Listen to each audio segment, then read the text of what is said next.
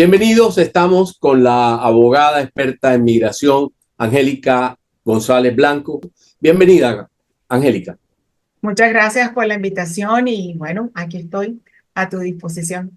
Bien, hay un atractivo profundo hacia un país tan lindo, tan democrático y además con una oferta de bienestar tan interesante como lo es Canadá, que hay una ola de migración. Eso implica unos riesgos importantes en la vida de la gente. Pero ¿cuáles son los desafíos, Angélica, más comunes que enfrentan los solicitantes durante el proceso de migración a Canadá? Yo pienso que uno de los desafíos más importantes es la desinformación.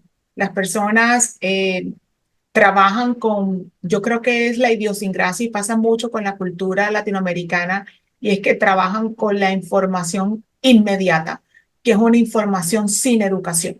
Entonces, a veces yo no sé y me cuestiono mucho de decir si eso se llama información o desinformación. ¿Por qué? Porque obtienen información sin veracidad, sin el soporte legal que deberían tener, y toman decisiones con base en información que no es adecuada y lo lleva a tener un resultado inadecuado, que en ciertos momentos puede la persona terminar en un sufrimiento propio de cualquier índole, legal, inclusive emocional. Eso le sucede. Yo creo que ese es el punto más duro para una persona que desea emigrar a Canadá. Sí, lo que es un sueño se puede convertir en una gran frustración. Bueno, yo diría que se puede convertir en una pesadilla, y en una pesadilla de horror, en términos de, bueno, es que hay muchísimas aristas en esto, ¿ah? Porque puede ser, si lo miramos y lo revisamos desde el punto de vista legal, la persona, las consecuencias legales de una desinformación puede llegar a ser hasta la cárcel, en algunos casos, ¿no? Claro. Bueno, ¿cómo aborda esos desafíos desde su práctica como abogada? Bueno, yo me tomé el trabajo desde hace mucho tiempo, de no esperar que el cliente llegase a mí, sino yo ir hacia el cliente. Entonces, desde los años 2000, eh, que comencé a trabajar en esta área hace mucho tiempo atrás, trabajaba para una firma en donde yo era la única que hablaba español, y decidimos, yo era el South American Associate, era el asociado de Sudamérica, y decidimos llevar la voz de Canadá a los países hispanoparlantes debido a que mi primera lengua era el español. Sin embargo, ¿cómo hacía eso? Mi lema ha sido siempre información responsable, brindarle a la persona una información responsable, pero estamos hablando de la era de los años 2000, cuando no existía la inmediatez de las redes sociales. Y yo no sé si estás de acuerdo conmigo, pero después del COVID, la virtualidad se volvió algo muy normal. Entonces, eh, estamos como consumiendo una información, yo le llamo como de microondas, ¿no? Que todo lo hacen expresa, así rápido, y la gente cree que con base en eso puede tomar información. Entonces decidimos desde esa temprana etapa de mi carrera llegar hacia la persona. Entonces, en ese momento lo hacíamos a través de viajes a los diferentes países. Viajábamos a Argentina, obviamente iba mucho a Colombia porque es mi país de nacionalidad, México, Ecuador, etcétera. Y a medida que fue evolucionando la tecnología, decidimos quedarnos con ciertas ciudades, pero tratamos de evolucionar con la tecnología, y lo que hacemos es proveer información responsable a través de los medios que tenemos a nuestra disposición. Entonces, hoy día estamos hablando de las redes sociales, estoy hablando de mi canal de YouTube, estoy hablando de mi website, y bueno, recientemente escribí un libro que es como contarle al oído a un amigo lo que debes hacer antes de salir de tu Sí, una país. ruta, una ruta. Esperemos un segundo, vamos a hablar del libro que se llama No pierdas tu libertad para migrar a Canadá, un título sencillo y práctico, sin ninguna pretensión filosófica, es para la gente, no es para abogados. Pero algo importante para emigrar es la planificación. La gente a veces no planifica lo suficiente. ¿Qué recomienda como abogada en un paso a paso, por favor, para la gente que quiere emigrar a Canadá? Yo pienso que eso antes de tener un punto de vista jurídico debe tener como un acto de contrición personal. Es más personal de tomar una decisión yo, ser humano, en la etapa de la vida X que estoy, qué quiero para mi vida y qué es lo que estoy apostándole. Y si esa decisión está en mí, no sé, muchas personas deciden emigrar porque quieren un mejor futuro profesional, otras porque quieren actualizar sus estudios, o otras porque simplemente quieren vivir en un país más seguro, o otras porque simplemente, por cualquiera que sea la razón, tan diversa como es el ser humano, la persona debe llegar a esa conclusión personal. Y cuando llega a esa conclusión personal, debe educarse, pienso yo. Educarse de qué es lo que yo en mi individualidad y desde mi nacionalidad y desde de lo que soy, debo planear para tener en cuenta para seguir adelante y después de educarme, armar un proyecto. Y yo creería que armar un proyecto como tal y cual lo arma un ingeniero industrial haciendo un proyecto para una carretera o lo que sea, tiene que tener todos esos puntos porque estamos hablando del futuro de la vida de un ser humano e inclusive de una familia que si no está pues no puedo decir milimétricamente planeado, pero que si no tiene una planeación, lo que estás poniendo en riesgo vale mucho con respecto a la conclusión a la que puedas llegar, ¿no? Claro. Bueno, nos adelantamos un poquito, nos habíamos adelantado con la presentación del libro, pero no quiero perder la oportunidad de que ya lo mencioné para mostrarlo. No pierdas tu libertad para migrar a Canadá. No sé si ve bien ahí en pantalla y habrá manera de mostrarlo mejor. Pero este es un libro muy didáctico. Me llamó la atención porque lo leí todo, lo repasé y lo rayé, como hay que hacerlo para planificar, además, tomar papel y lápiz.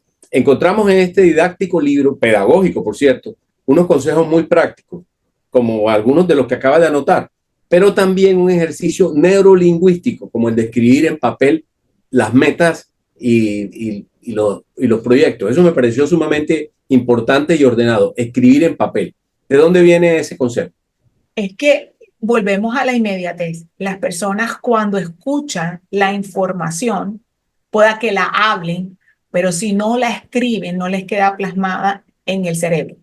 Entonces, si la persona va a hacer o toma los pasos necesarios y toma la decisión para emigrar, tiene que tener claro en su psiquis lo que va a hacer. Si la persona no lo plasma en un libro, en un cuaderno, yo siempre digo a mis clientes, sabes, a pesar de que vivo en Canadá hace casi ya 30 años, mi sabor caribeño no se me quita. Entonces yo le digo, así sea una cartulina, pero pongan un mapa. ¿Por qué? Porque tú, en el momento que escribes, eso se te graba tanto en el cerebro que sabes por qué etapa vas.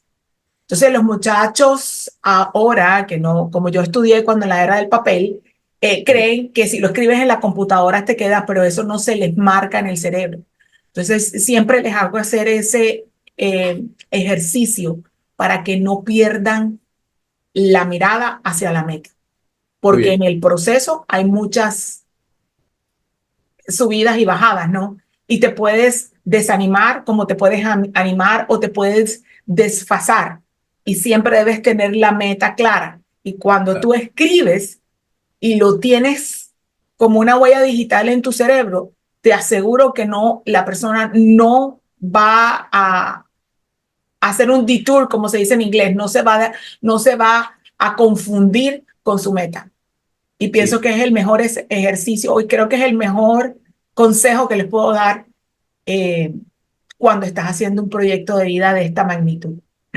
Exacto, los maestros en la primaria y en la secundaria de la vieja educación decían que el que escribe lee dos veces. Entonces, con este ejercicio que yo lo calificaba como neurolingüístico, y creo que es así, y que parece elemental, porque ahora está todo computarizado, da lugar a que la gente sienta como en el tacto y en la escritura mayores fortaleza y compromiso. Me llamó la atención y me pareció muy interesante. Yo lo pongo en práctica muchas veces porque escribo y hago operaciones aritméticas a mano. Eso es un ejercicio que sirve para muchas cosas en la vida. Bueno, volvamos al asunto de la migración porque, y bueno, estamos hablando de esto, porque esto implica planes, pero además la gente debe llevar proyectos reales, porque hay gente que quiere migrar, pero no está preparada para ello. Entonces, o se prepara o considera que no es su momento para hacerlo. Emigrar no es solamente llenar solicitudes, ¿no? Tener los documentos en orden, que eso es importantísimo. Es un asunto más complejo, de carácter social, inclusive psicológico, o no es así. La gente tiene que estar preparada psicológicamente. Obvio, y por eso pienso que es un acto de contrición entre el ser humano o la persona que toma la decisión con su yo interno, porque la persona tiene que decidir qué es lo que quiere y hacia dónde quiere llegar para entender que va a tener que enfrentarse a renunciar a ciertas cosas por alcanzar otras. Entonces, como diríamos, una mediación con tu propio yo, ¿no? Voy a mediar entre lo que es fuerte conmigo hoy, con lo que quiero, a lo que quiero llegar y qué mediación hago, qué trato interno hago conmigo mismo para decir, mira, yo voy a renunciar a esto porque voy a lograr a esto y esto que voy a lograr es más importante para mí. Y eso implica eso implica educarte, y no educarte no solamente en la parte legal, sino educarte como, pues, yo no sé, si pensamos en Canadá específicamente, educarte, óyeme, este país, ¿qué es? ¿Qué tipo de gobierno tiene este país?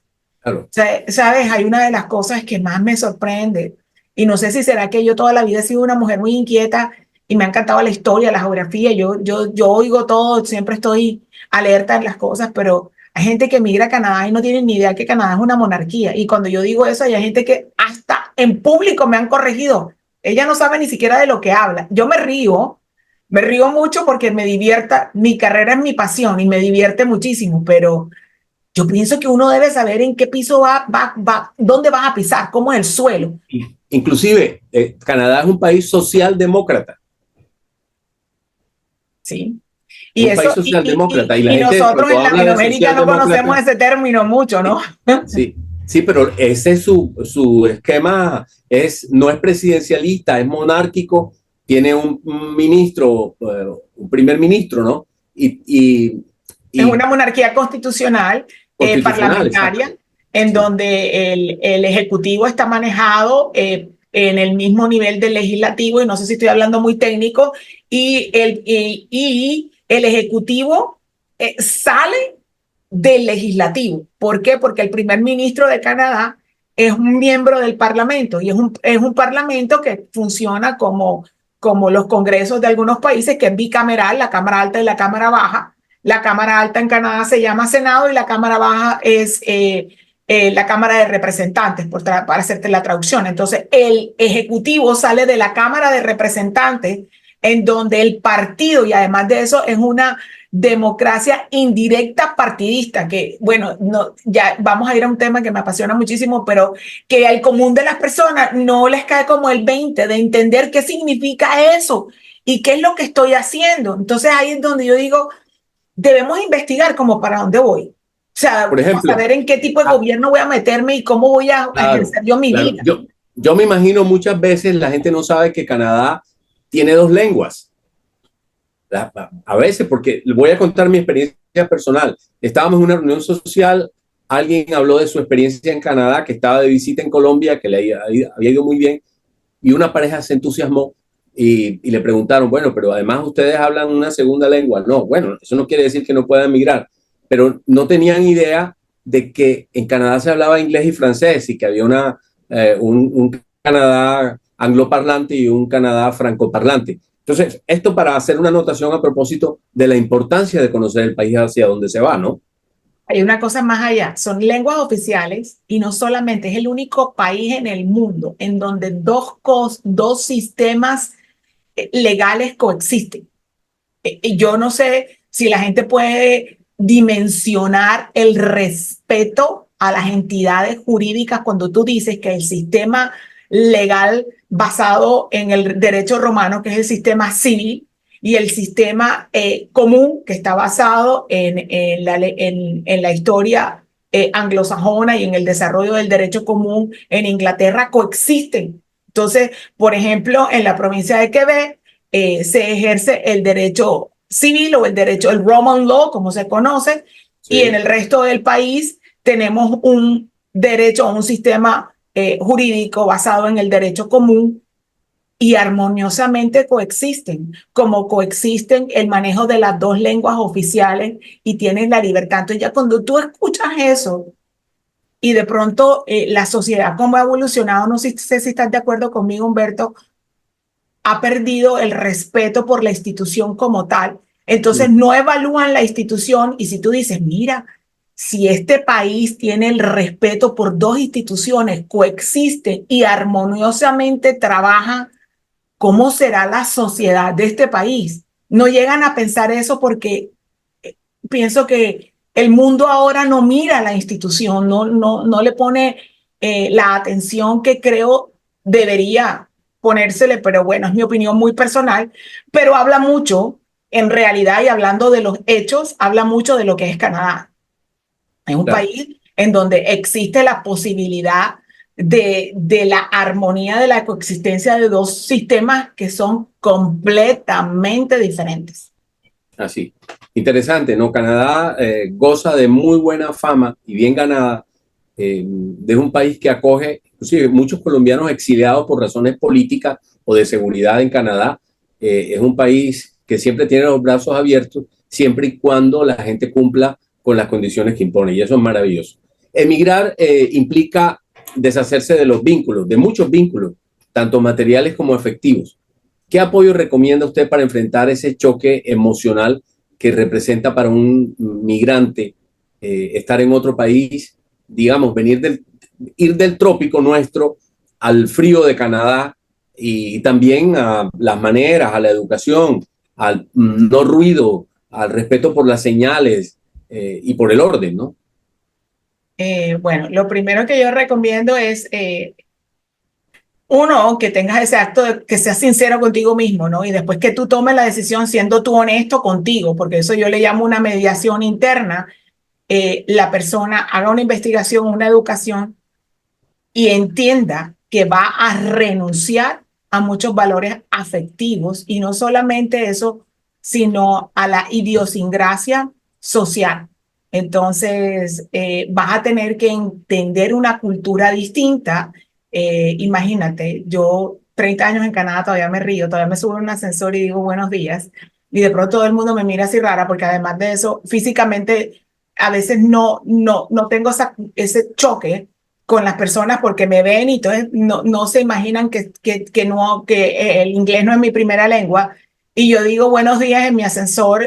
Tengo en este edificio casi 14 años y todos los días me monto en el ascensor y todos los días me puedo montar con 3 o 4 personas y ninguno dice ni buenos días ni buenas tardes, pero no es porque sean maleducados, sino porque no es la costumbre de ellos. Entonces, pero como mi costumbre es decir buenos días, yo decidí en mi mediación interna en nunca dejar de ser yo, sin que me afecte lo que ellos me hacen. Entonces, si yo me pongo brava porque ellos no me dicen buenos días, entonces estaría amargada después de 30 años que nadie me dijo buenos días, no, simplemente acepto su cultura y les hago partícipes de la mía, pero es mi resolución propia. A otra persona puede llegar a decir, bueno, yo me voy a adaptar a la cultura esta, pero tienen que es ser claro de que van a encontrar ese choque cultural y que emocionalmente lo tienen que vivir y que si sientes que emocionalmente te ha impactado tanto, busques ayuda, no te puedes quedar callado porque el hueco se puede hacer más profundo y puede llegar a tener un problema emocional muy duro.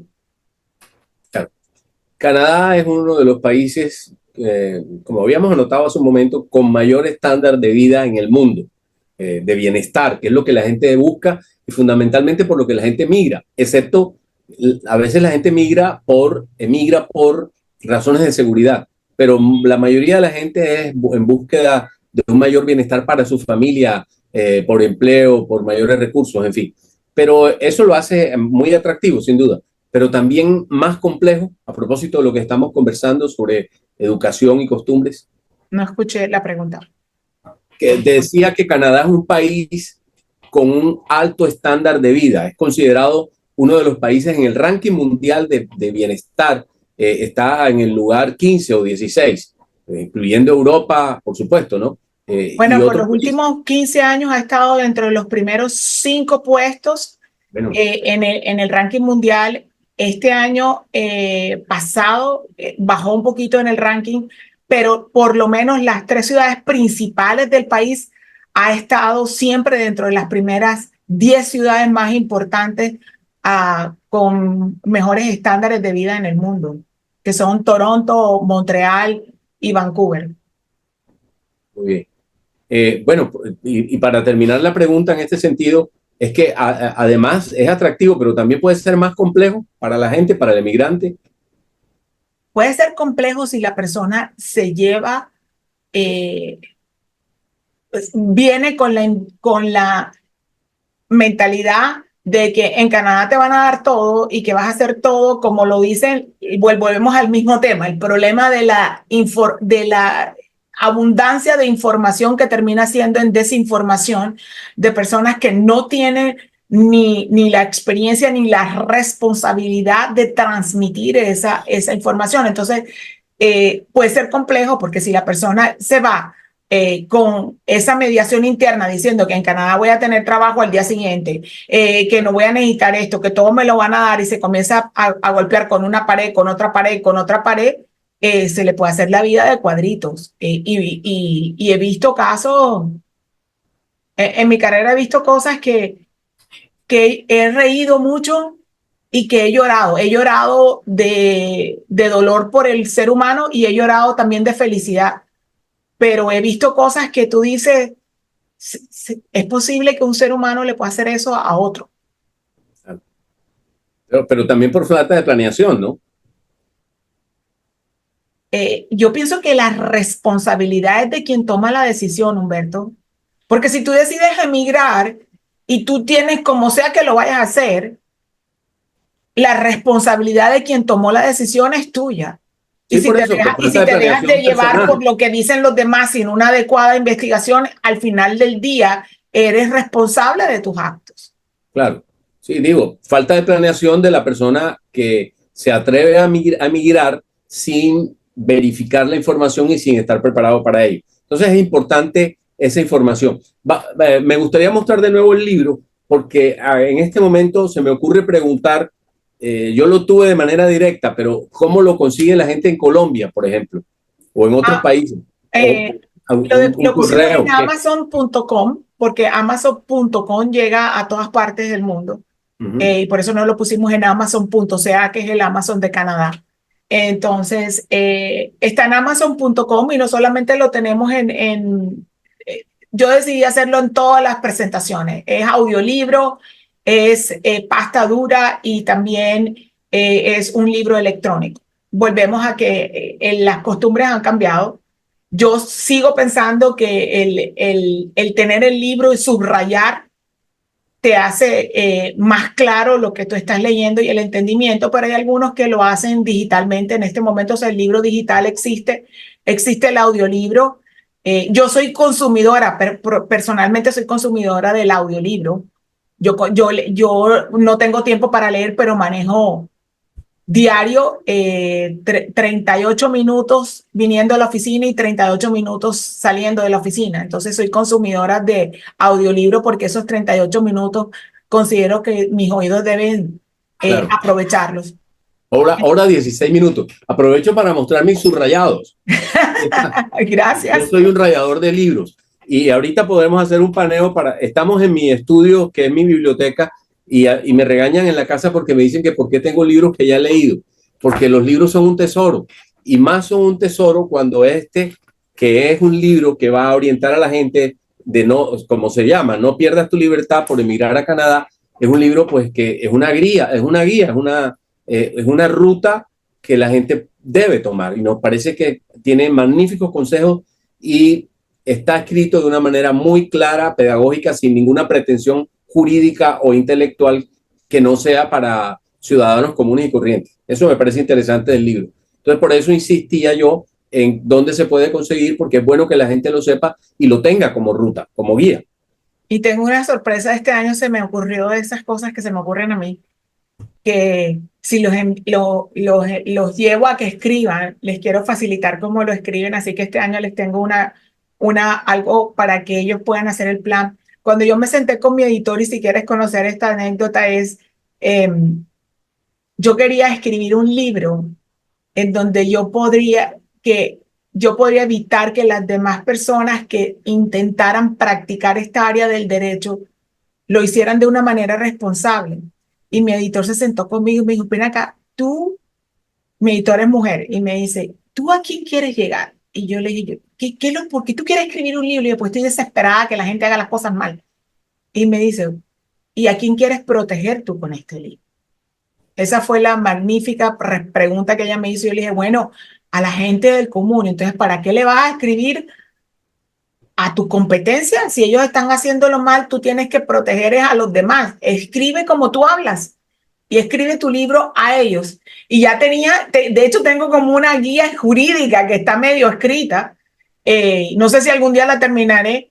Y ese libro me salió en 3 meses, estuvo listo y lo cuadré porque lo que yo quería era, mira, decir las cosas que no puedo decir en una consulta jurídica. Mis consultas son por tiempo y no me puedo decirle a la persona, mira, ¿cómo estás? Ya hiciste esto. No puedo porque no me alcanza el tiempo y quería darles ese apoyo adicional.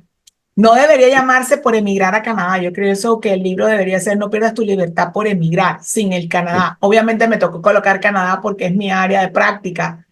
sí. Yo no solamente practico derecho migratorio en Canadá, sino también en Colombia, pero Canadá es mi fuerte por lo que todo el mundo me conoce y mi editor me decía, tienes que ponerle Canadá. Y yo le digo, bueno, está bien, pero pienso que es un libro que es para cualquier persona que quiera tomar la decisión de emigrar. Es como las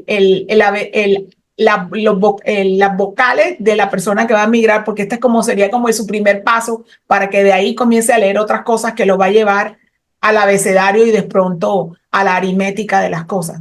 Sí, este es el ABC del emigrante, el ABC. Yo pensaría que es lo básico, lo que primero, el primer pensamiento, en el momento que tú tomas la decisión y te miras al espejo y dices, ¿sabes qué vas a hacer esto o no?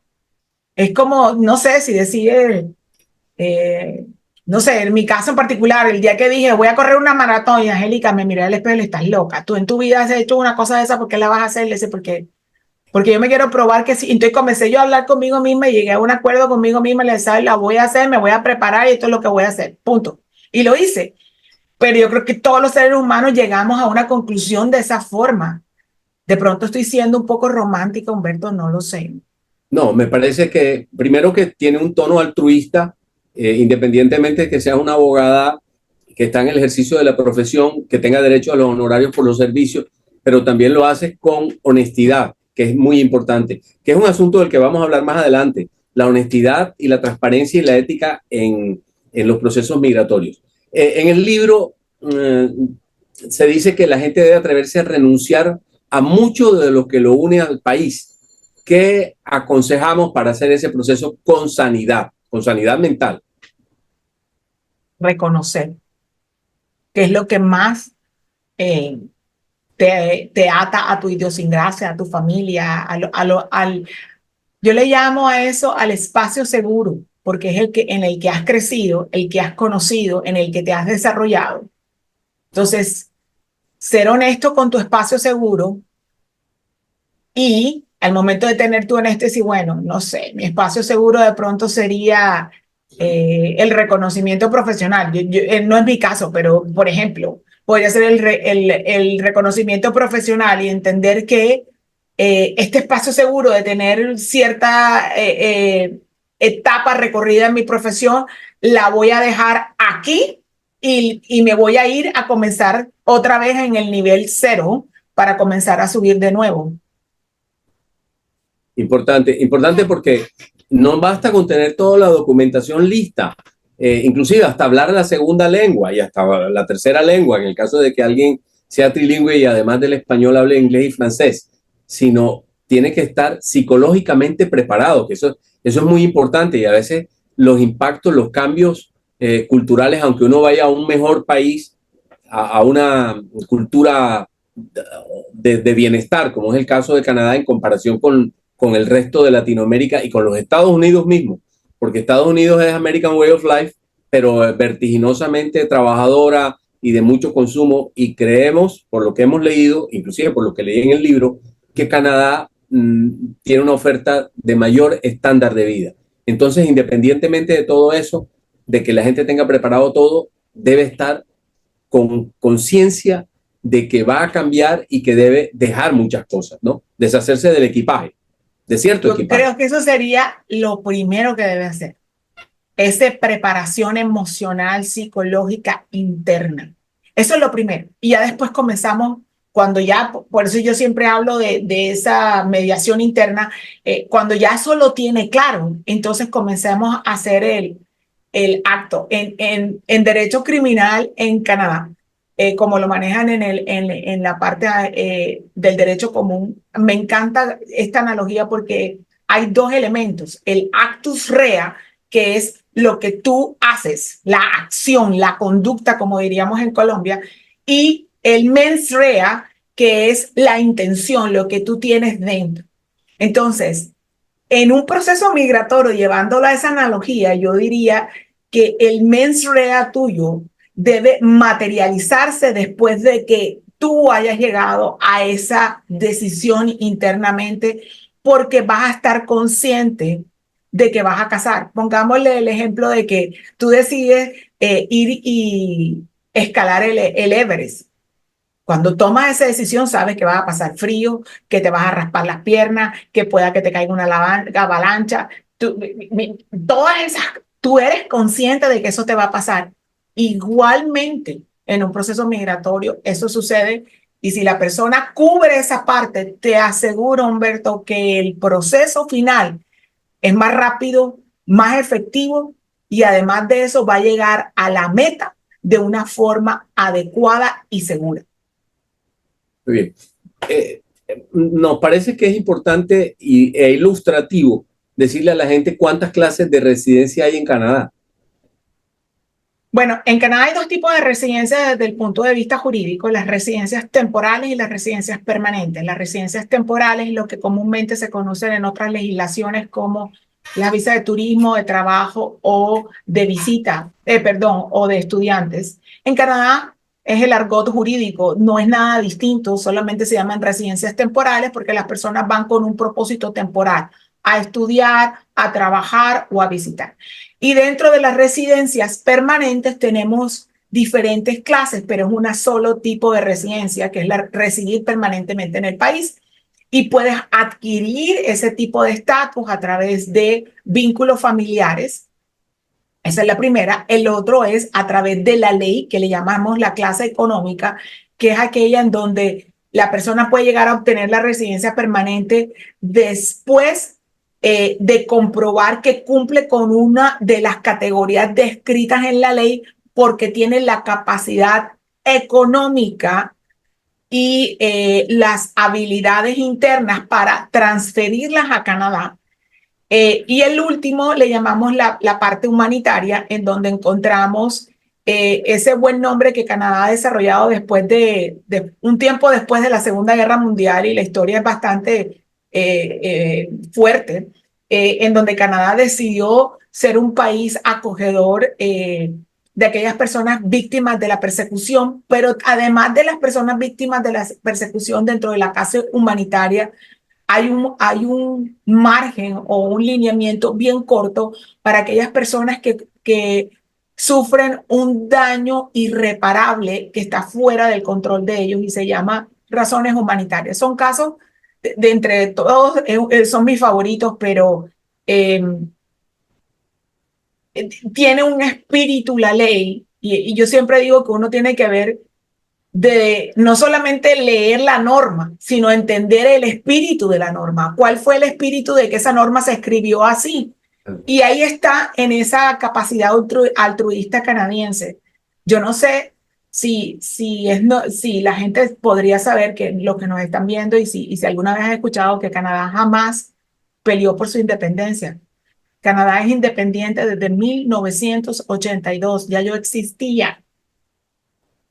Desde 1982 Canadá es independiente y fue independiente a través de un proceso completamente, no de negociación porque no estaban peleando, fue un proceso legal, sin peleas.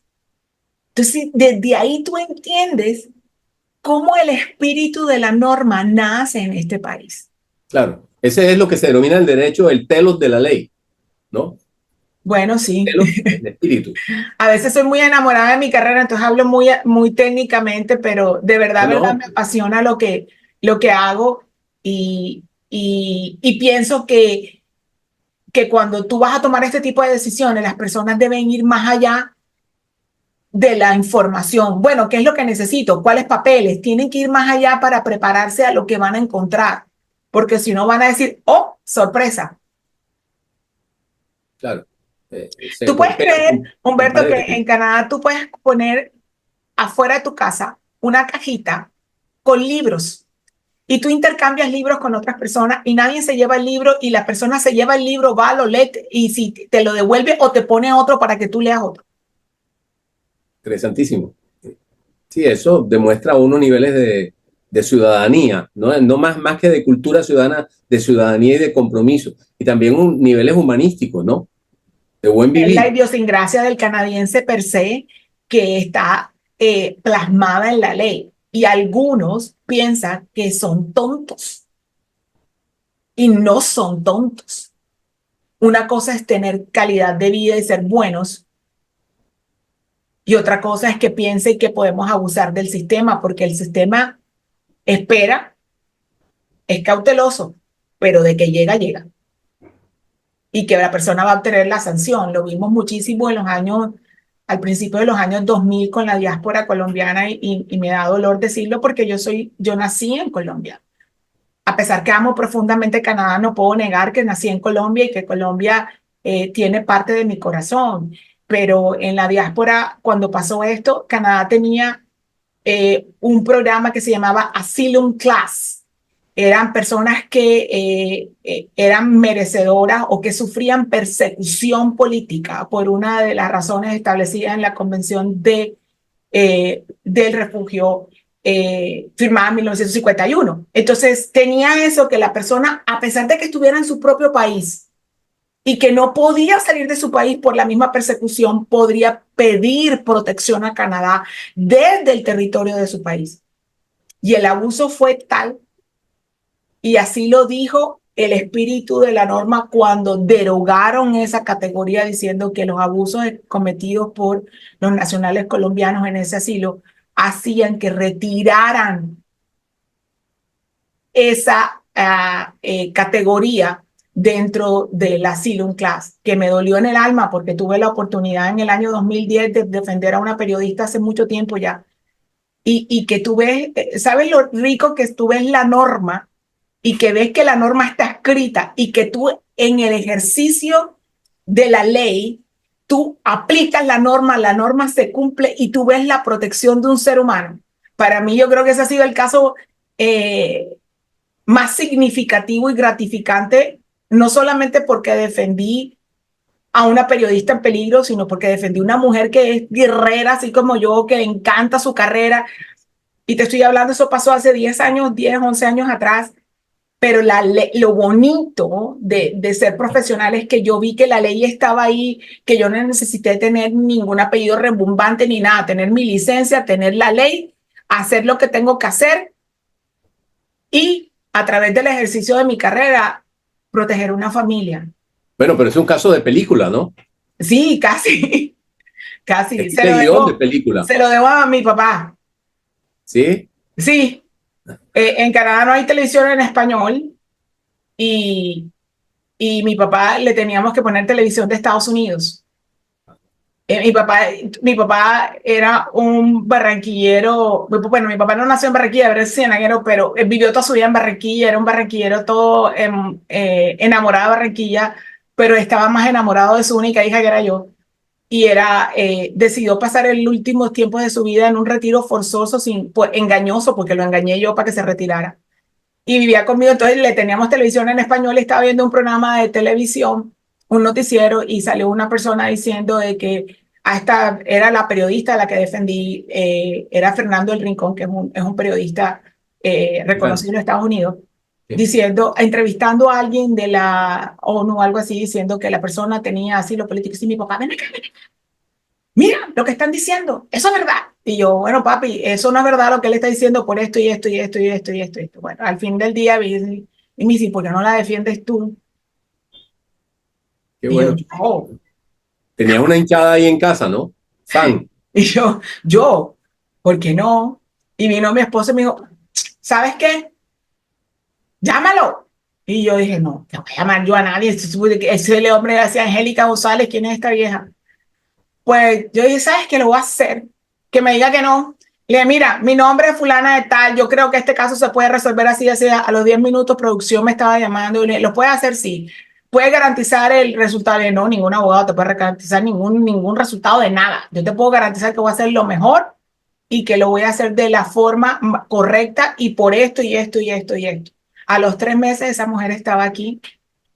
Eh, y es una historia, pues es una historia, pero todo eso comenzó de una cosa que yo ni siquiera me imaginé que podía pasar, pero lo bonito profesionalmente para mí es haber estudiado la ley, que había estudiado en la universidad, porque el asylum class casi no se veía y que yo la pudiera ejecutar de esa forma. Y no solamente eso, esa muchacha en el momento en que venía a Canadá, su hija se perdió en el vuelo. Yo tuve al gobierno canadiense al lado mío cada minuto. No solamente eso, sino a Interpol. Durante el tiempo que esa muchacha salió de Honduras y llegó a Canadá, en el momento que se le perdió la hija en El Salvador por una escala técnica. Imagínate tú. Qué susto. Tú sabes qué rico saber que tú estás ejerciendo tu carrera y que tú sabes que en el momento que tu caso es aprobado, el gobierno se para al lado tuyo. Yo creo que desde ahí quedé enamorada, recasada, con 40 anillos con el gobierno canadiense. Bueno, es un prólogo del libro está escrito con agradecimiento por la periodista hondureña. Sí, le pedí a ella que escribiera, pienso que era la persona, primero porque, sabes, soy una persona muy aguerrida y mi cliente es mi cliente y mi cliente es tratado como cliente desde el principio. Y la primera entrevista que yo tuve con ella fue re fuerte. Quiero saber si este caso es real. Tiene las pruebas. Así, pero duro. Yo soy súper dura en corte. Me puedo reír mucho, pero cuando estamos en corte estamos en lo sé. Y, y ella me dice que después de esa primera entrevista, ella decía, no, esta señora me va a dar a mí con un mazo en la cabeza. Esta señora es muy dura. ¿Será que va a poder? Y hablar con ella de ese momento da mucha risa. Eh, y me dijo, yo tengo todas las pruebas, yo quiero saber esas pruebas son verdad, ¿dónde las sacaste? Bueno, todo el interrogatorio que tú quieras. Entonces, Claro. yo cerré y te llamo en 72 horas. Y a las 72 horas la volví a llamar y le dijo, quiero esto, ta, ta, ta. Y cuando volví a hablar con ella, le dije, bueno, estamos listos, te voy a mandar esto, quiero que cuando yo termine esto lo revise y me digas si está. Entonces, en ese momento, mi dinámica con ella, hoy día podemos hablar un poquito. Ella me decía, yo no conocía a una persona que estuviera tan convencida de lo que estuviera haciendo como tú. Y por esa razón la invité a ser parte de mi libro porque creo que ella me conoció en mi carrera, en el ejercicio de mi carrera. Y después fue que me conoció como persona.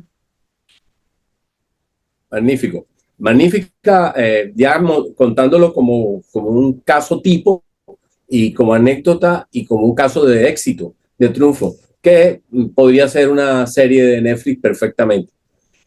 Bueno, hay otro aspecto que llama la atención y que es muy importante, que es lo laboral. ¿Quiénes tienen mayor opción laboral al irse como migrantes a Canadá? Como trabajadores, mira, opciones, la persona que tenga las habilidades, pero hay nacionales que tienen favorabilidad de acuerdo a los tratados que tiene el país con diferentes países en el mundo y los tratados de libre comercio dentro del cual debemos incluir a Colombia, lo tenemos con Estados Unidos y México, con Chile, con Perú y con otros países en el mundo. Yo soy conocedora de los que manejo 80% de mis clientes son latinoamericanos, de tal forma que podemos sacarle provecho a que aquella persona que tiene las habilidades y es nacional de uno de los países que acabo de mencionar, va a tener la posibilidad de obtener una oferta de trabajo mucho más fácil, entre comillas, digo fácil porque no es fácil, sino que el proceso jurídico es más expedito, no tiene tantas etapas. Entonces, es bastante viable. Y hay figuras interesantísimas que la gente no conoce, como por ejemplo, sin que sea un nacional de un país donde Canadá y su país tiene un acuerdo comercial, sino, por ejemplo, una empresa de un país que no sea signatario de ningún tratado, pero que esa empresa haya colocado una empresa en Canadá o que sea una compañía, lo que le llamamos no subsidiaria, sino un holding company, que sea un holding company, que sea cualquiera de las vertientes del holding company y tiene una sucursal en Canadá y podemos triangular la experiencia que tiene o el expertise que tiene esa persona, no importa de qué país sea, pero con la empresa y el giro ordinario de la empresa, la transferencia es muy viable. Se llama un intratransferee, porque la persona tiene que probar que tiene la habilidad y ha tenido el expertise dentro del giro ordinario propio de esa compañía. Ya, muy bien, interesante, ¿no? Que tenga el goodwill, digamos, laboral en este caso. Hay una inquietud permanente en la gente con relación a Canadá en particular. Es verdad que Canadá busca familias jóvenes con hijos para repoblar su amplio territorio, amplio, por cierto, muy amplio. No, eso no es cierto, ni eso, ni que si tienes hijos es más viable, eso no es cierto, yo le llamo mitos urbanos, eso ni que si tiene que ser más joven o si tiene que tener hijos, no. Realmente el espíritu de la ley, Canadá no busca nada, porque tú nunca has visto, tú ves que el gobierno de Canadá promueve Canadá, pero tú nunca has visto al gobierno de Canadá diciendo, mira, tengo 50,000 cupos para hacer esto. El día que veas eso, ya sabes que es algo que no es real. Lo que sucede es que las leyes migratorias son proactivas, ¿ok? Son leyes proactivas hacia la inmigración. ¿Y cuál es la razón de ser?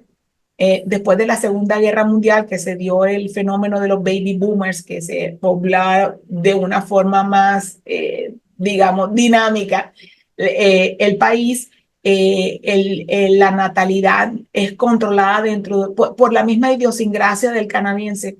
Entonces, es un país que en extensión territorial, después de la disolución de la Unión Soviética, yo puedo decir que ya como se disolvió hace tanto tiempo, es el país territorialmente más grande en el mundo. Y hoy día tenemos 40 millones de habitantes. No sé cuántos tendrá Colombia hoy día, pero Colombia es del 50, tamaño. 50 millones, Colombia. Bueno, Colombia es como del tamaño de la provincia de Ontario, que es donde yo vivo. Te puedes imaginar, Sí. el territorio también es un país nórdico, ¿verdad? Pero hay países nórdicos del otro lado de la esfera en donde vive un montón de gente. Pero si vamos un poquito hacia la historia de Canadá fíjate, ¿quién llegó a Canadá? ¿Quién vivía en Canadá antes? Los que llegaron a Canadá en primero fueron los Pilgrims que vinieron, pero vinieron antes de ellos, vinieron los irlandeses en toda la costa este, o los vikingos, como le quieran llamar, pues no sé. Pero, y todas las personas que llegaron a Canadá llegaron con la intención de quedarse aquí. Entonces, es una sociedad, por eso digo que todo el mundo tendría que estudiar para que pudiera entender cómo es la sociedad, para que no se frustraran tanto, para que entendamos que el canadiense yo me río mucho porque yo nací en el Caribe. Yo nunca en mi vida, para mí es día y noche, ya. yo no tengo que ver si llovió, si no llovió, si, bueno, si llovió en la ciudad en que crecí tenía que parar porque el carro se lo llevaba a un arroyo, pero eso era como lo máximo en mi vida. Pero si tú vives en Canadá tienes que mirar, prepararte en el verano para el invierno. En el invierno te preparas a la primavera. Entonces son personas que tienen su vida preparada, tan preparada y tú te sorprendes que un muchacho a los 18 años comienzan a trabajar a los 16 y a los 18 años ya compra un seguro de vida. Cuéntame, y si eres honesto conmigo, ¿cuándo tú pensaste en un seguro de vida para ti? Sí, sí, sí. Sí, es que también hay algo que se llama determinismo geográfico. Los países que tienen 4 estaciones tienen mayor desarrollo del cerebro, esa es la teoría del determinismo geográfico, porque la gente tiene que planificar mucho. En el Caribe, nosotros tenemos la misma ropa de enero a diciembre y probablemente una chaquetica para el frío alguna vez en diciembre, pero el cambio climático es tan fuerte que ya no da lugar a eso. Llueve y simplemente la gente toma un paraguas, tiene precauciones, como en el caso de Barranquilla por los arroyos, ya cada vez menos porque los han canalizado, que es el ejemplo que tú ponías, lo del carro, pero de todas maneras esto da lugar a que la gente se prepare y planifique, ¿no es cierto? Que planifique mucho. Cambia la idiosincrasia. Entonces, si tú eres como yo, que eres caribeño, y llegas a un país de planificación y resulta que no te preparas y no me pasó a mí en la universidad, ay, vi el sol y pensé que el sol estaba en invierno, pero el sol estaba súper brillante y ese día decidí ser muy de moda, muy fashion y me puse una chaqueta que no sé y se me congelaron los pulmones. ¿Por qué? Porque la idiosincrasia que traía yo en mi cabeza era, mira, el sol, si hacía mucho sol, hacía mucho calor, pero esa era mi inteligencia cultural, que no estaba de acuerdo con la cultura a la cual estaba viviendo. Y volvemos otra vez al mismo punto, Humberto, y es educarte, conocer, estudiar. Y cuando lo decía, creo que lo digo en mi libro varias veces, es yo quiero darte lo que yo viví porque fue mi propia experiencia también para que tú no la pases. O sea, no se te, por favor, que a ti no se te congelen los pulmones. A mí se me congelaron, no quiero que se te congelen a ti. Pero lo que me he encontrado en el ejercicio de mi práctica legal es que a medida que más pasa el tiempo, la gente quiere leer menos y quiere educarse menos y quiere planificar menos. Entonces los riesgos son más altos. Si fuese egoísta, pensaría, bueno, tienen más problemas, entonces me tienen que contratar más. Bien, vamos a ir a un asunto importante para los migrantes, que es el de los engaños. Ya habíamos hablado un poco de eso hace unos minutos, pero aquí vamos a entrar a este capítulo de la entrevista que es importante para prevenir, ayudar a que la gente esté prevenida y prevenida pues con engaños, contra los engaños. ¿Ha tenido experiencias previas con casos de estafa relacionadas con migración a Canadá? Muchas. Por eso te dije, hace un tiempito atrás te dije que en mi carrera he llorado de dolor por el ser humano, como he llorado de alegrías también. Bueno, he tenido que manejar casos de tráfico humano fuertes, ¿ves? Donde hay niños en la mitad. Eh, he visto, de pronto el caso que más duro me dio en la vida fue alguien de México que su mamá hipotecó su casa, una señora de 80 años, para pagar un proceso migratorio que no era nada más que un Electronic Travel Authorization, que es una autorización de viaje que cuesta $7. Y le cobraron $9,000. Americanos, no canadienses. Y su mamá, con ese empuje de decir, yo quiero apoyarte y quiero que hipotecó su casa. Y llega esa persona a mi oficina de Ciudad de México y me muestra un paquete así de gordo con un montón de papeles. Y yo digo, Dios mío, ¿esto qué es? Y comienzo yo a leer papeles y él me está contando simultáneamente qué era lo que él había pagado y todo eso. Y cuando yo me entero todo lo que está pasando dentro de ti, comienzas tú a pensar, ¿cómo le digo a este señor que le cobraron ese dinero por un proceso que vale $7 y que por muy costoso, por ejemplo, en mi oficina, si yo tenía que hacerlo, eran casos muy especiales, yo cobraba en esa época como $250.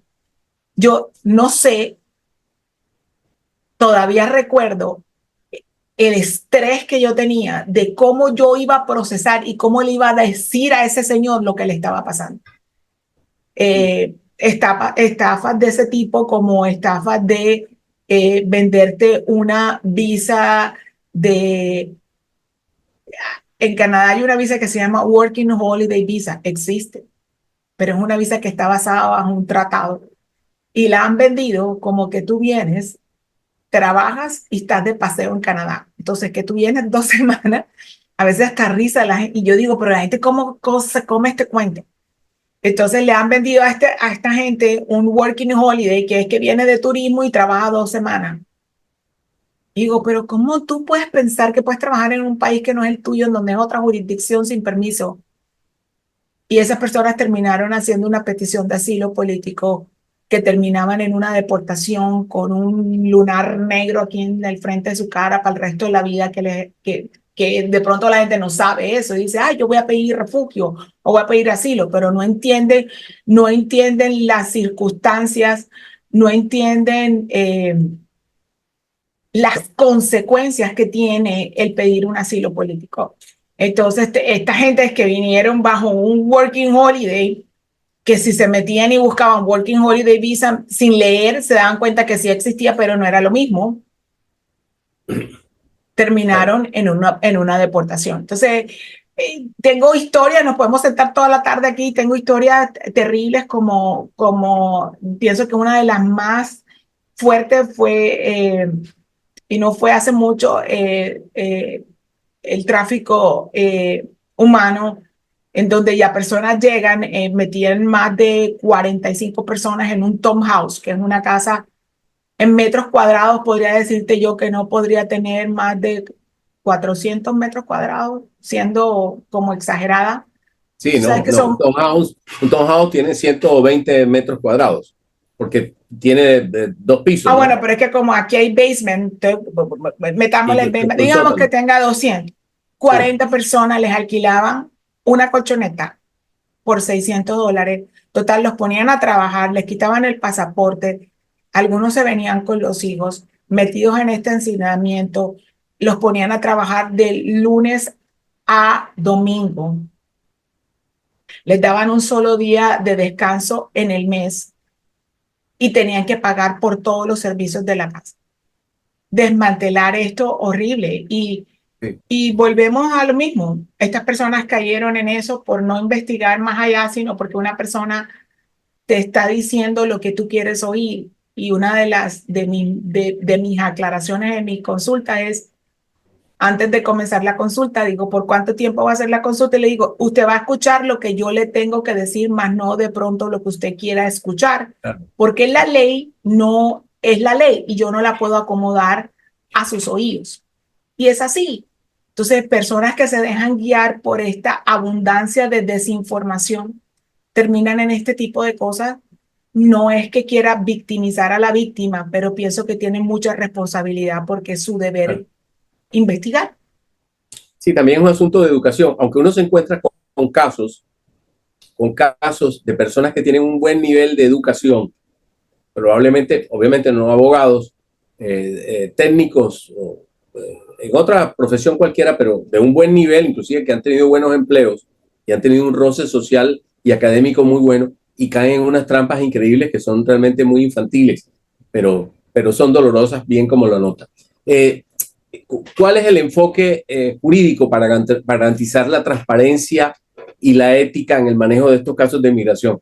En especial, además, cuando se trata de asuntos financieros que son tan delicados.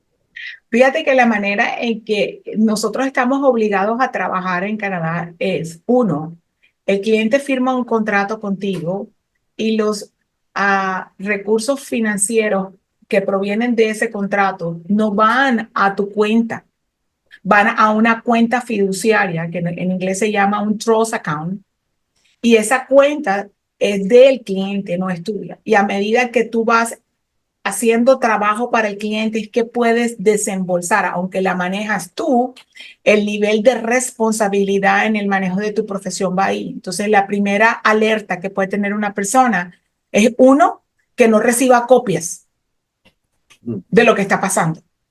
Claro. Cuando yo le pregunto a mi cliente, ¿dónde está tu file?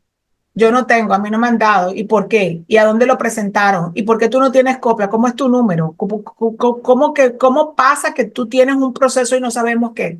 Entonces, la primera alarma es que tú no recibas claro un contrato en donde te especifique la relación entre la persona y el representante legal.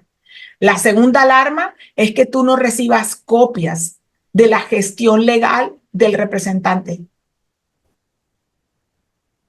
Sí, claro. Y ahí es sospechoso el asunto, ¿no? Claro, porque si tú no tienes, si te dicen, Nadia, yo presenté y no me han contestado y pasa un año, no, es que yo tengo 2 años esperando una visa. No, 2 años. Muéstrame las comunicaciones. Porque puede pasar y hay casos, por ejemplo, en las razones humanitarias hay casos en donde se pueden demorar hasta 36, 72 meses, que es mucho más de 2 años. Pero tengo una comunicación directa con el ministerio, tengo una comunicación directa con las instituciones gubernamentales en donde yo tengo cómo probar que mi asunto está en proceso. Ahora bien, hay una cosa que sí es real y es que derecho migratorio es un derecho administrativo. Y al ser derecho administrativo, es un proceso. A veces hago la analogía, tú estás pidiendo, tú no estás exigiendo, tú no estás reclamando un derecho, tú estás haciendo una petición, lo cual implica que tu posición jurídica es a otro nivel. Y otra cosa que pasa en Canadá es que no existen términos para la entidad gubernamental, hay términos para mí como aplicante. Yo tengo 30 días para contestar, tengo 45 días para esto, pero el Estado no tiene términos para responder. Entonces, el aplicante puede de una u otra forma desesperarse sin entender. Pero si yo soy un representante responsable y yo presenté mi aplicación, yo tengo ¿cómo se dice eso en español? El Notice Obligación. of Acknowledgement, que es como el recibo de acuse de recibo de que la aplicación está adentro. Tiene que existir un elemento probatorio que implique que la aplicación está adentro. Entonces, cuando tú te encuentras frente a un proceso en donde tú no tienes nada, eso es algo alarmante. Pero se han vuelto tan sofisticados que tengo un cliente que le mandaron a su casa un permiso de trabajo. A México se lo mandaron listo, falso. Los permisos de trabajo solamente se expiden dentro del territorio canadiense y jamás te lo van a mandar. Pero se ha vuelto, cada día la cosa es más sofisticada y más sofisticada que la persona tiene. Lo primero que debe hacer es determinar con quién está contratando, quién es esta persona, qué tipo de regulaciones tiene, hace cuántos años de experiencia tiene. Yo manejo ciertas áreas con cierta expertise, pero hay cosas que yo no hago. Yo no hago nada que tenga que ver con la Corte Federal. Tú tienes, y aquí, por la misma dinámica del derecho, te das cuenta que las personas, no hay un profesional que si te dice, no, yo hago derecho migratorio, criminal, familia, no sé qué, sal corriendo porque no hace ninguno. Sí. No tienes espacio para hacerlo. Entonces, el que tú, recuerda, el proyecto de vida es tuyo. Entonces, tienes que hacer la investigación. Suena feo, pero la responsabilidad sigue siendo de la persona. Bueno, muchas veces la gente piensa con el deseo y el deseo de que es migrar a como de lugar o emigrar afecta que le hablen sobre la realidad. Y además, otra anotación en esta parte de la entrevista es que los abogados están en la obligación de darle información a su cliente, ¿no es cierto?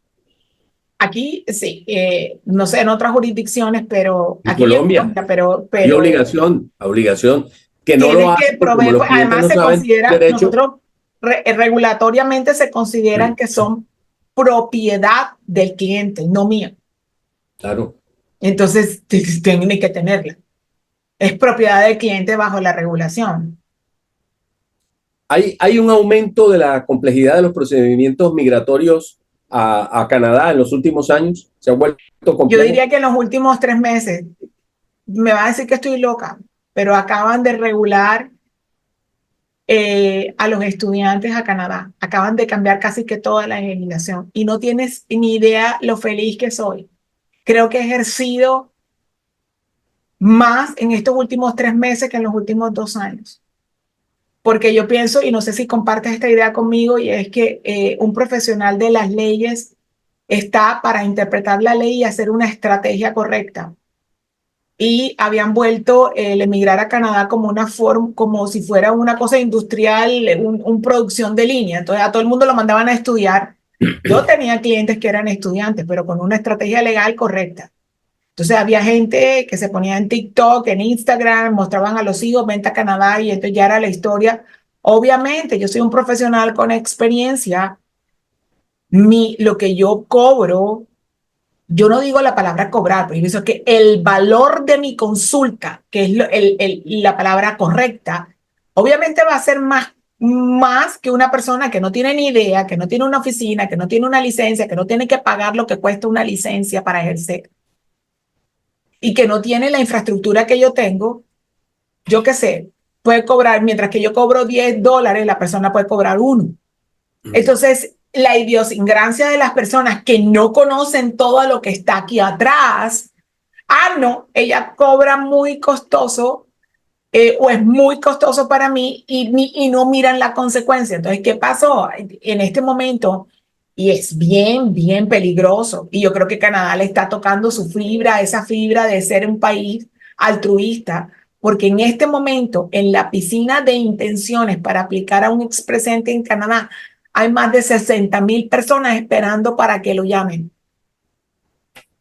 Alto número, Existe ¿no? un Alto. volumen y todo, perdón, y todos esos 60,000 personas la mayoría eran estudiantes aquí en Canadá. ¿Tú te imaginas que esas personas las devuelvan? Que van a hablar de Canadá horrible y a Canadá eso le va a doler mucho, pero la ley no era la mala.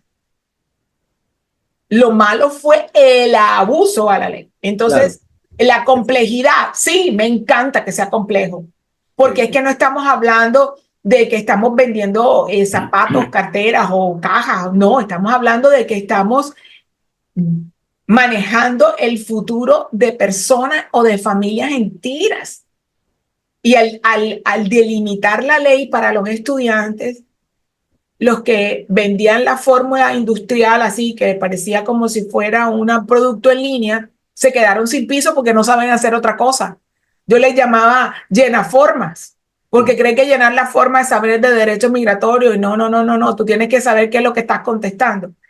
Y te confieso que desde enero 22 que cambió la ley hasta el día de hoy, he sido feliz trabajando, haciendo, no sé, he tenido el trabajo horrible, pero me he sentido feliz haciendo muchísimas cosas, cambiando estrategia, cambiándole aquí, recogiendo lo que está mal, recogiendo gente que está que ya no tiene casi esperanza y volverlos a replantear. Por eso yo me autodenomino como una estratega legal. Es lo que yo creo que yo soy. Entonces, sí, sí es más complejo y creo que se va a poner peor. Afecta mucho a los solicitantes sin duda y esta afección es producto de quienes han montado trampas y argucias para engañar a la gente, ¿no? Porque no logran el cometido. No, porque además de eso, porque es como si hubieran montado, no sé, imagínate, en camiones, en tractomulas, habían montado millones y millones de personas y la hubieran, pum, y la hubieran puesto aquí en Canadá, sin control. Claro. Y ahora están esas personas. Ahora, si hablamos y hacemos un análisis de lo que sucedió, todas esas personas, Humberto, pagaron aquí una educación que no es nada económica, es una inversión en la educación bastante significativa para algunas personas. ¿Y que sirvió a la economía canadiense? Claro que sí. El problema es que el gobierno, precisamente por la idiosincrasia canadiense, tenía una ley que estaba correcta, pero está hecha para la idiosincrasia del canadiense. Y llega este montón de gente y era como una fábrica. Y tuvo que tomar medidas profilácticas, le llamo yo, porque tenían que acabar con este problema. Porque al final del día quien va a sufrir es el buen nombre de Canadá. Claro, claro. Yo voy a contar mi experiencia personal, no porque yo haya estudiado en Canadá, pero sí mi hija María Camila, cuando terminó el bachillerato en Barranquilla, que no estudió en un colegio bilingüe, eh, eh, con su mamá hicimos un esfuerzo, habíamos planificado y se fue a Canadá, a Toronto durante 9 meses para mejorar su inglés. La verdad, yo hablaba todos los días con ella y la experiencia fue fabulosa. Fue una sociedad, para ella, una sociedad diferente al mundo que ella conocía. Había viajado algo, pero no conocía Canadá y estar 9 meses sí es vivir, no ir de vacaciones a cualquier parte. Entonces, me habló de las maravillas de Canadá, de la gente de Canadá, así que yo doy es mi testimonio como padre a partir de la experiencia de mi hija que me pareció fabulosa como estudiante y durante un corto tiempo que fueron 9 meses, pero lo suficiente para hacerse una radiografía, ¿no? Entonces, me parece que sin duda la oferta es muy buena, pero eso da lugar a que países tan abiertos, tan amplios, tan altruistas, tan demócratas, a esos países se le filtren unos pícaros que engañan a gente buena, pero también en unas ingenuidades terribles. ¿Y cómo abordan, pues como abogada, las preocupaciones de los clientes sobre los tiempos de procedimiento o procesamiento y las posibles demoras, porque para algunos son muy largas, de los casos de migración a Canadá? Decírselo desde el primer momento. Tienes que, a veces hasta les exagero. En la primera consulta le dije, esta es la solución, pero nos podemos enfrentar a un proceso de 36 meses o más. Y les explico desde el primer momento que el gobierno no tiene términos para responder y les explico cómo es el procedimiento en mi firma.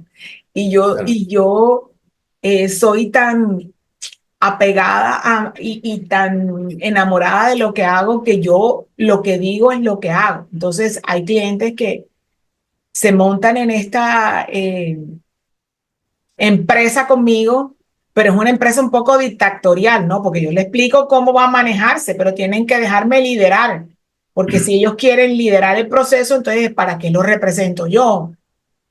Y le digo, Claro.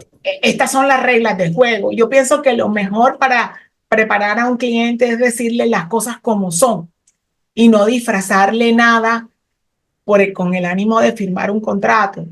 Yo creo que yo nunca he tenido ese problema. No sé, de pronto, por eso te digo, de pronto puedo sonar muy romántica, pero yo a mi cliente le hablo en este tono que para algunos, imagínate tú, yo enfrenta a muchas culturas.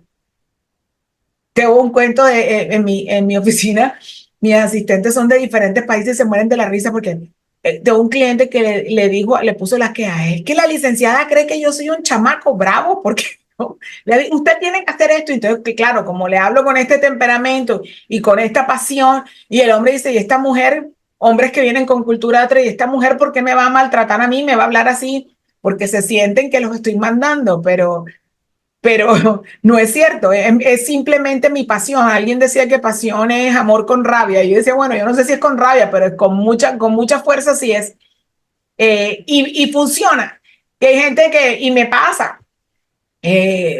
Yo tengo una estructura que he manejado por 24 años, imagínate, ganadora, en donde si un cliente quiere que yo haga una cosa distinta, por ejemplo, para mí ir a corte, cuando vamos a corte, es sacrosanto. ¿Qué quiere decir sacrosanto? Yo voy a corte y las 2 semanas antes de corte yo estoy como en silicio. No quiero que me hablen de un caso distinto, yo no trabajo con nadie más, trabajo solamente con ese caso, yo preparándome yo, sin tener a mi cliente al lado. Y la otra parte es que mi cliente tiene hasta 72 horas, en algunos casos muchas más horas conmigo, para prepararlo para corte. Y hace no mucho tuve una cliente que dijo que ella no necesitaba prepararse porque todo eso le había pasado a ella. Y que yo no estoy diciendo, porque si no se le hubiera pasado a usted, yo jamás hubiera tomado su caso porque usted estaría diciendo mentiras. Pero usted se tiene que preparar para corte. Ah, no, yo no necesito prepararme para corte. 4 veces. La cité en mi oficina 4 veces, me dejó plantada. A la 5ª vez recibí una carta de renuncia porque yo no voy a representar a una persona que no se quiera preparar porque el nombre que está en juego es el mío. Pero Claro. si yo me tomo 2 semanas para prepararme para su caso, ¿cómo tú, que eres el dueño de tu caso, no te preparas para tu caso? Y soy muy, muy, muy fuerte y muy ajustada a mis principios, y creo que eso se lo debo a mi papá, que si yo tengo la devoción por mi caso, mi cliente tiene que tenerla de la misma forma porque yo no puedo pelear sola. O estás conmigo o no estás, y a mí no me tiembla el pulso para renunciar en un caso. Yo no trabajo por el número de contratos, yo trabajo porque creo que el caso que tengo en las manos lo puedo defender, punto. Muy bien. Los abogados dicen que los abogados deben tener la fórmula de la triple T: talento, tenacidad y la capacidad para tomar decisiones. Bueno, yo creo que si ese no, nunca lo había escuchado, pero yo creo que las tengo las 3 completas. Y tengo una estrategia, tengo algo de tolerancia, pero mi tolerancia es marcada. O sea, yo entiendo el ser humano que está detrás, pero sabes, hay momentos en que me toca decirle a mi cliente, no le puedo demostrar que yo lo entiendo porque lo hago débil. Mi cliente no puede ser débil en una entrevista. Entonces, si yo acepto que mi cliente sea débil conmigo, te puedes imaginar que él va a creer que va a presentarse frente a una autoridad. Yo lo pongo contra la pared y conmigo tiene que sacar toda la fuerza que salga porque si no, no sale. Entonces, yo no le permito que sea débil. Y ese es mi papel, porque para eso me paga. Porque yo no soy psicóloga ni, yo no sé, coach o yo qué sé, esa persona que te dan aliento. Sí, la vida va a ser así, tú lo mereces. O sea, yo no estoy para hablarle bonito. Yo estoy para hablarle lo que tiene que hacer y cómo lo tiene que hacer y en el momento que lo debe hacer. Y punto. Bueno, pero Esa es la forma. esas dos profesiones que sobre todo el coach, que es novedoso, pero de psicólogo, también como el sacerdote y el médico, es para decir la verdad. Cuando el consultor puede ser un abogado, un psicólogo o un arquitecto para que mire una obra, debe decir la verdad a su cliente o a su consultado, porque para eso es, no para ser un áulico. Cuando se trata de áulicos, pues la gente cae en las trampas, y también ese es el espacio en el que los tramposos ganan, ¿no? Dándole a los clientes de casos de migración todas las esperanzas y las expectativas posibles sin que realmente las tengan. Bueno, y yo pienso que, fíjate, eh, dentro de la práctica, yo digo que yo tuve el privilegio desde que comencé mi práctica. Yo nunca he tenido la necesidad de buscar trabajo, el trabajo siempre me buscó a mí. Mi primer trabajo me lo ofrecieron, mi segundo trabajo casi que me corretearon, y yo siempre he querido ser independiente hasta que puse mi propia firma yo sola. Eh, y creo eh, lo oigo porque la gente lo dice, es que ella no es empática, la palabra empática, o ella, y yo le digo, bueno, esta es la marca, esto es lo que hay, lo único que yo te digo que lo que hay aquí te va a representar de la mejor forma, con la ferocidad y la tenacidad que me caracteriza, contigo o sin ti. Eso es lo que lo tengo completo. Entonces, yo no estoy para prestar un servicio profesional que genere empatía, porque yo no, eso no es mi trabajo, no soy artista, yo no soy eso, yo soy una persona que me dedico a defender causas de otras, y yo tengo que ser tenaz y tengo que ser certera y además minimizar los riesgos para mi cliente. Yo tengo que buscar siempre el mejor interés de mi cliente y inclusive en contra de él mismo. Entonces, por eso no puedo ser tolerante en algunas cosas. Cuando el cliente quiere controlar el caso, me toca ser fuerte, porque si lo dejo que él lo controle, va a viciar mi representación y la conclusión no va a ser buena. Además, yo no sé si tú sabes que el abogado nunca gana. El que ejerce en materia legal nunca gana. Si el caso lo gana, no, el caso era muy fácil.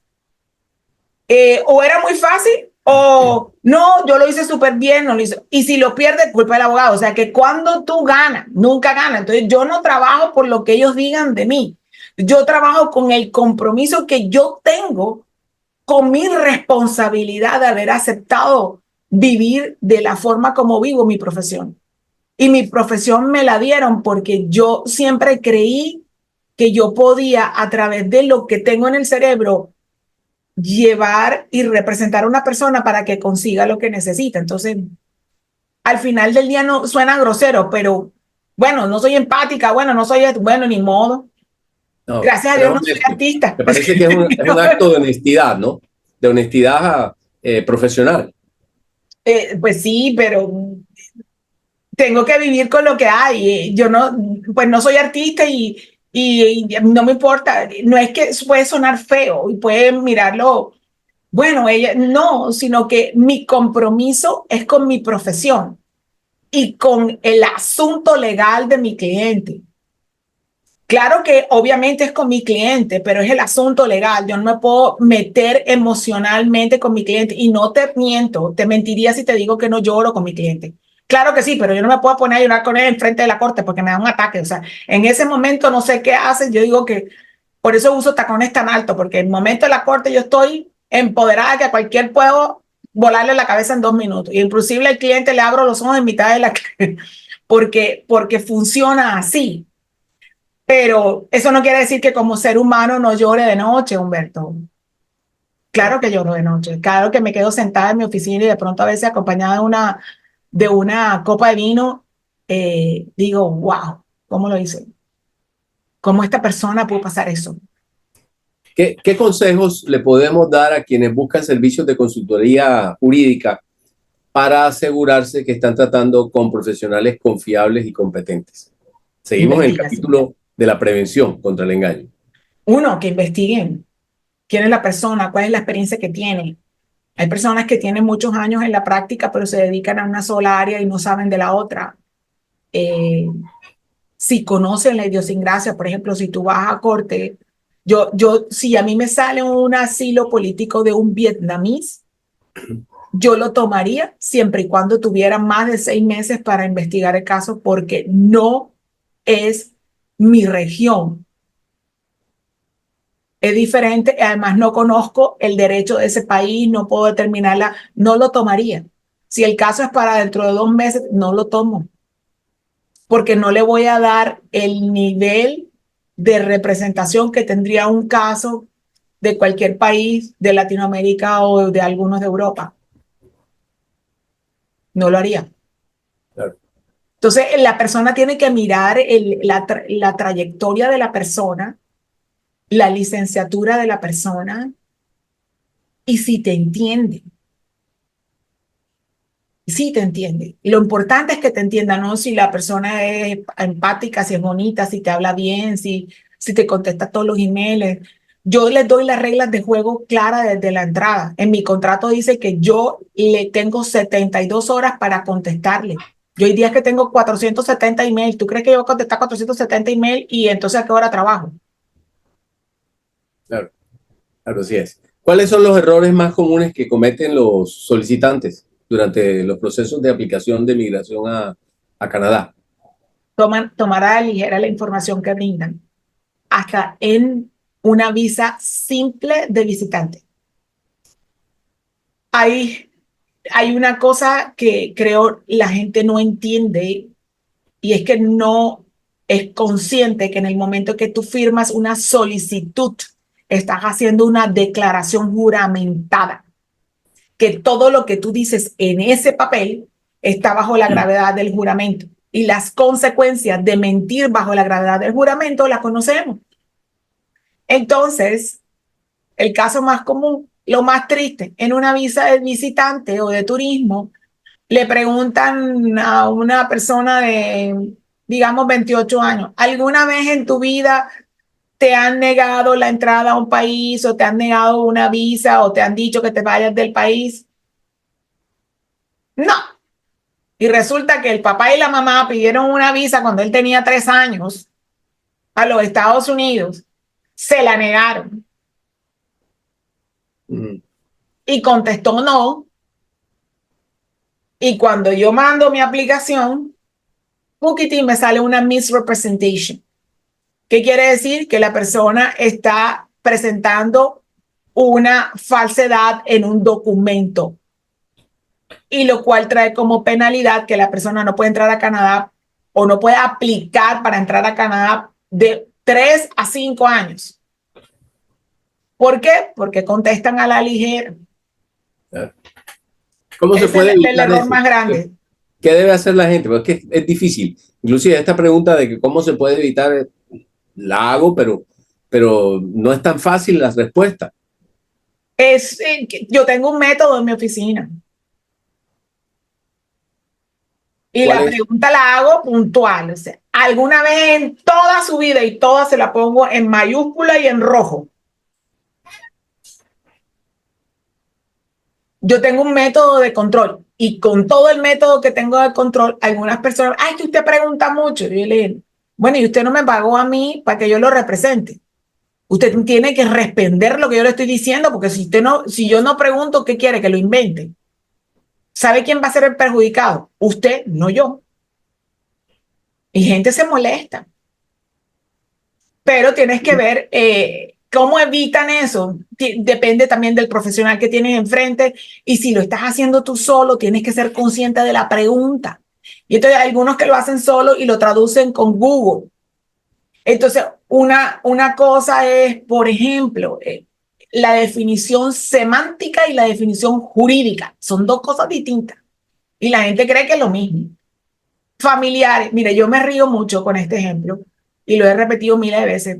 Pregúntale a una mujer latina, cuéntame cuáles son tus hijos. ¿Qué te va a contestar una mujer latina? ¿Qué crees que te va a contestar una mujer latina? Que dice, no, tus hijos. ¿Cuáles son tus hijos? Relacióname todos sus hijos aquí. ¿Qué te contesta una mujer latina? Pues da los nombres, supongo, ¿no? No, nada más los hijos biológicos que ella tiene.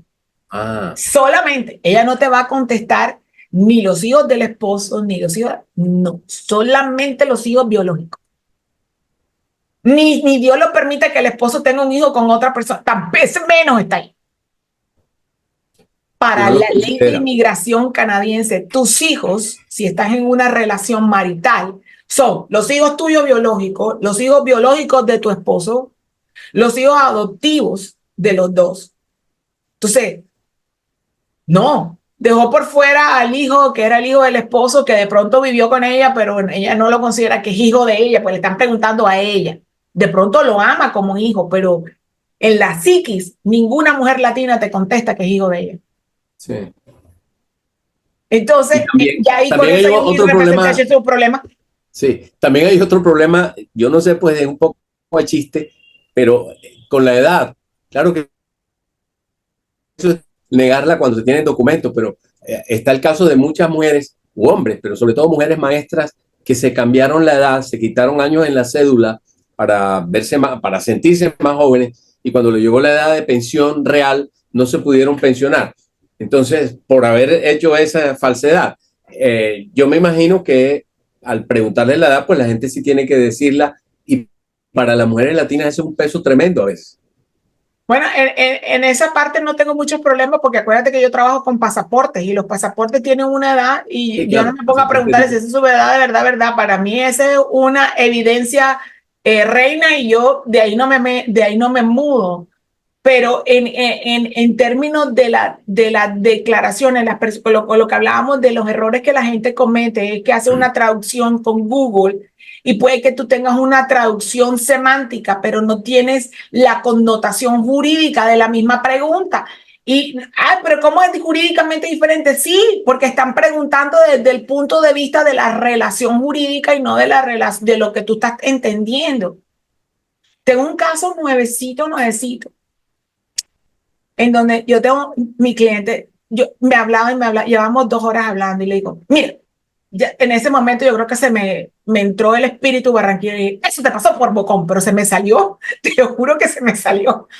Y me quedaba mirando y le dije, sí, porque ¿cuál fue la pregunta? A ti nada más te estaban preguntando la dirección. Tú porque tienes que contar la historia que ella vivía y que era hermosa. Entonces, como tú estabas en la mitad, se quedaba contigo, no sé cuánto. ¿A él qué le importa eso? Tú te estás preguntando cuál era la dirección. ¿Tú por qué contaste semejante historia? Le ha contado una historia en una aplicación que hizo él mismo y el oficial la interpretó como le dio la gana porque te juro que era una telenovela de Corín Tellado. Él quiso justificar que la novia se quedaba con él un tiempo antes de que se casara, pero él no quería decir eso porque obviamente se veía mal. Sí.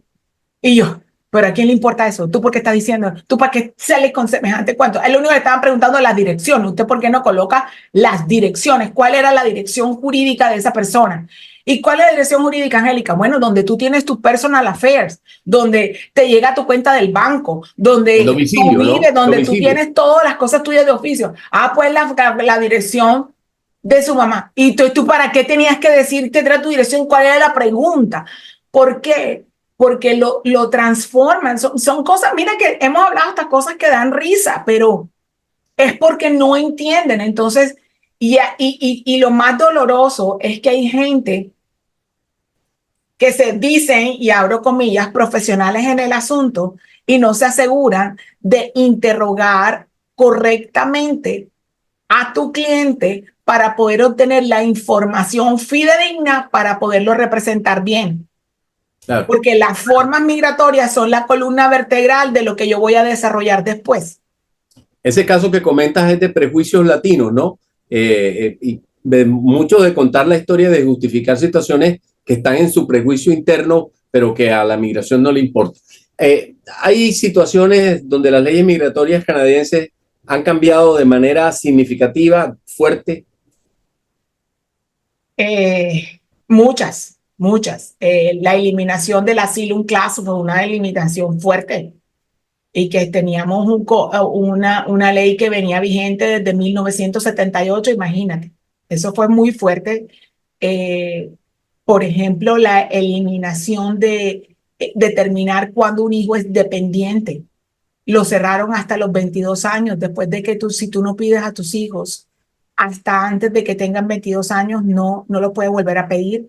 En Canadá, la ley migratoria bajo el patrocinio familiar asciende 2 grados, o sea, padres y abuelos, desciende 1, hijos, y nunca se extiende. O sea, tú no puedes pedir a los hermanos. Y el parentesco civil está dado. Hay otra cosa. Canadá también es rotundo, por ejemplo, con el hecho del matrimonio como contrato. Antes permitían que el matrimonio realmente es un contrato, no importa la ceremonia que hagas, es un contrato, ¿no? Y que el contrato se podía dar por poder y eso lo abolieron y fueron tajantes en el momento que lo abolieron. Y si el matrimonio no está dado por los contrayentes en el mismo espacio geográfico, no es válido. Otra cosa que cambió significativamente es eh, la definición de pareja marital de hecho. Eso cambió fuerte. Y también cambió últimamente lo que te comentaba de los estudiantes. No cambió el espíritu de la norma, lo que cambió fue los beneficios extendidos que la misma ley le daba a las personas, creando un impacto duro. También en el 2015 cambió el derecho migratorio en la parte económica, cambió significativamente, aboliendo el Federal Skilled Worker como tal y creando algo que se llama Express Entry, que volvió más complejo la forma de adquirir una residencia permanente por tu capacidad de restablecerte dentro del país. Qué bueno. Bueno, la condición de abogada colombiana, o sea, de haber nacido en Colombia, particularmente en el Caribe, en Barranquilla, de haberse formado como abogada aquí inicialmente y luego tener la experiencia de 30 años allá, da una fortaleza inclusive para interpretar psicológicamente a los migrantes, que quizás es el punto más difícil, inclusive a veces más que lo legal, ¿no? A mi modo de ver. Me sirvió las dos cosas. Uno, en ir más allá, en prevenir lo que de pronto yo no prevenían. Ya yo no hago aplicaciones en papel hace como, yo qué sé, como 8 años, 7 años. No sé qué es una aplicación en papel, pero cuando hacía aplicaciones en papel eran submissions de este tamaño, 150, 400, 520 hojas. Mm. Y cuando yo iba a presentar mis aplicaciones, mi demanda, iba numerada a mano. Y el oficial que recibía mi aplicación y me daba la copia, me miraba y me decía, seriously, o sea, tú realmente cogiste hoja por hoja y la marcaste a mano. Y yo sí, porque a mí no me van a decir que me hizo falta, pero eso lo traía yo en mi chip atrás. Claro. Y eso me salvó. Yo pienso que esa capacidad me hizo ser única en muchísimas cosas y me salvó de muchísimas cosas. Y todavía, a pesar de que yo no hago una demanda en papel, yo no sé, creo como 7, 8 años, todo lo que presento lo copio en papel y lo tengo guardado en papel. Bueno, eso de enumerar a mano es foliar, lo que llaman foliar en los juzgados, ¿no? Sí, pero aquí lo hacía, decía, bueno, ahí 1000 hojas, te ponía ahí 1000 hojas, no, yo no ponía ahí 1000 hojas, yo agarraba una por una y así me demorara 1 hora y media. Y a mí no me va a pasar. Entonces, en una anécdota es que me dijeron, no, usted no mandó tal cosa. Le dije, sí lo mandé, está en la página tal, miren la parte de abajo, el lado derecho de la página esta, que viene después de esta, que dice tal cosa. Y los oficiales se quedaban así. Entonces, sabía que cuando llega un proceso mío, en papel, en esa época te estoy hablando, eso pasó hasta el año 2015 que podíamos mandar papel. Un día un oficial me llamó por teléfono y me dice, a mí me acaba de llegar esta comunicación que dice que está firmada por usted, pero yo creo que este proceso no es suyo. Y yo le dije, ¿cómo así? ¿De quién es? Muéstramelo. Y en efecto, el proceso no era mío. El oficial me llamó porque le pareció que la forma que yo... Entonces, sí, para mí fue una ventaja en todo proceso y obviamente en el momento que decidí ser un immigration practitioner aquí, la primer nicho que tuve fue las personas que hablaban español. Entonces fue una fortaleza en todo sentido, para mí, en todo sentido. Muy bien. Fabuloso, felicitaciones. Por último, para cerrar, ¿cómo se podría mejorar o se puede mejorar el sistema de migración a Canadá para hacerlo más accesible y justo para los migrantes? Buena pregunta. Yo pienso que tenemos un sistema justo. Lo que tenemos en Canadá, y a pesar que amo profundamente a Canadá, pienso que las regulaciones migratorias canadienses están basadas en cambios políticos. Entonces son como la plataforma política de cada partido. Recuerda lo que hablábamos al principio, que Canadá es una democracia partidista de segunda vuelta. O sea, tú te imaginas que es una democracia indirecta para que podamos entender qué es lo que estoy hablando. Entonces, eh, en este momento somos 40 millones de habitantes. Pregúntame cuántos somos inmigrantes y cuántos no. Entonces, es una plataforma política y hacen cambios a las leyes migratorias de acuerdo a la agenda política canadiense. Entonces, no es que hagamos no es que sea justo. Yo pienso que la ley es justa como se creó. El Immigration and Refugee Protection Act es el código migratorio, para hablarlo en lenguaje en colombiano, que se creó en el año 2002, pero la misma ley le faculta al Ejecutivo de que pueda ejercer políticas de acuerdo a la dinámica de la sociedad. Entonces, todas estas policies que se forman en el medio están basadas en las plataformas políticas de los partidos y no los fijamos de acuerdo a la necesidad propia que tenemos hoy como país.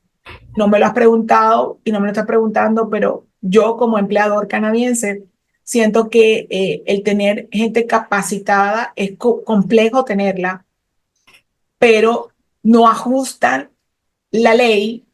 Entonces, no podemos traer más gente porque la gente va a vivir del Estado, dice el liberal. Entonces, el conservador dice, no, es que se están trayendo mucha gente que vive del Estado. Lo toman de plataforma política sin fijarse en un objetivo, es la evolución económica y social del propio país. Y obviamente el dueño del país se debe sentir intimidado y es normal, porque si seguimos en estos números va a llegar un momento en que vamos a ser muchos más inmigrantes que canadienses. Nativos, nativos, sí. Abogada Angélica González Blanco, muchísimas gracias por esta entrevista muy ilustrativa. Me quedaron ganas de irme para Canadá, no para migrar. Ya, yo tengo muchas bases sólidas en Barranquilla, que es mi tierra, pero sí es un país que quiero visitar. Y a quienes quieren emigrar a Canadá, pues ahí tienen los consejos claros, transparentes, honestos, directos y con el carácter de Angélica González Blanco. Muchísimas gracias por esta entrevista. Muchísimas gracias a ti y me he divertido muchísimo en esta entrevista porque he podido hablar de cosas que de pronto usualmente no hablo. Y bueno, gracias por la oportunidad. Bueno, que estés muy bien. Hasta luego, muchas gracias.